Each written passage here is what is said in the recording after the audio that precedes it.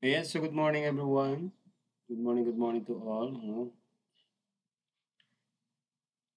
Okay, so for today's video guys, ay ituturo ko sa inyo no, kung paano i-copy ang link no, ng ating Facebook account or yung ating Facebook page at ilalagay natin siya sa about info natin dito sa YouTube.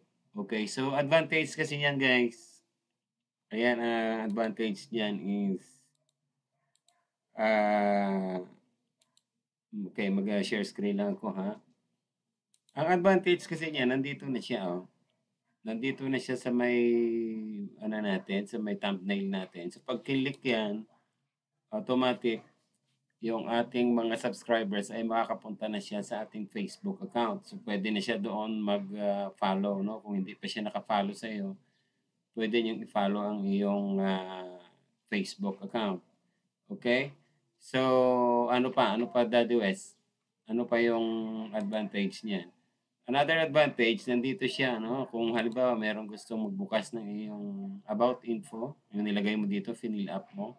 So, nandito na siya, oh. Pag kinlik ito, so, ganoon din ang mangyayari, mapapunta pa rin siya doon sa ating Facebook account na nandun pa rin siya. Okay, so,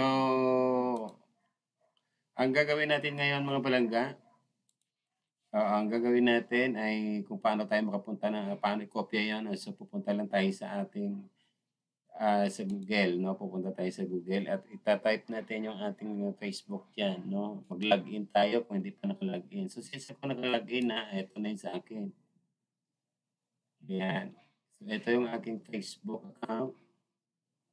Ayan. So i-click ko lang itong nasa taas. Ayan. Ito ang aking Facebook link. Ito yun. So i-click ko yan. Nag-blue na siya. Tapos ito, right click. Right click. Tapos i-copy ko lang yan. Ayan, and then pupunta ako doon sa aking channel. Ito yung aking channel. I-click ko itong customize. Okay. Loading lang. Hina lang yung internet natin. So, nandito na tayo sa customization mga palangga. O, kung saan hindi na natin to elaborate ha. Ito yung option natin dito ay ito layout, branding, at saka basic info. So, click natin yan, basic info. Nandito kung paano maglagay ng handle. Ito yung handle ko, Daddy West. Oh, ito, at Daddy West. Nandito ang aking description ng aking about. At nandito rin yung aking contact email. Ngayon, andito rin ang aking YouTube handle at saka YouTube URL. Nandito rin. So, ang gagawin natin, andito. So, let's say, wala pa akong nailagay. No? So, let's say, kunyari lang, wala pa akong nilagay. So, i-delete muna natin yan. Ayan, mag-a-add ako dito. Ayan, so let's say ang ilalagay ko ay Facebook profile. So ilalagay ko lang ay Facebook account. O, depende yun guys kung anong account ang ilalagay mo dito ha. So let's say meron kang Instagram, meron kang TikTok, o meron ka pang Facebook page. So ilagay mo lahat yan dito, mag-add link ka lang dyan. So dahil Facebook ang ating kinopya kanina, so Facebook and then kinopya natin ang link ng ating Facebook account. So ipipaste ko lang siya dito. O yan, so okay na siya. Kung meron ka pang idadagdag, dito lang, add link ka lang dito sa lahat ng mga social media platforms mo. Ilagay mo lang yan dyan. And then after na i-paste mo na, ay i-publish mo na yan. Okay, so ayan guys, naka-publish na. Pwede mo na siyang pwede mo na siyang i-view ang ating channel, i-view na natin para makita na natin siya kung ano na, kung nandoon na ba siya. So nandito na nga, nandito na yung ating Facebook link at saka dito rin siya sa ating about info. Yan. So isa lang kasi Facebook lang naman. So ayun lang guys, no?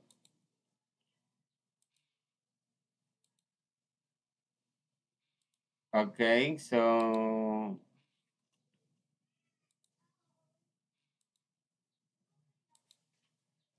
ayan.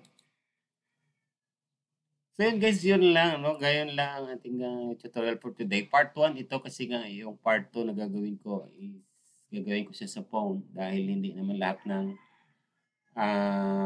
mga kaibigan natin or ating mga followers and subscribers ay gumagamit ng laptop. So, sa cellphone, ang part 2 gagawin ko sa cellphone.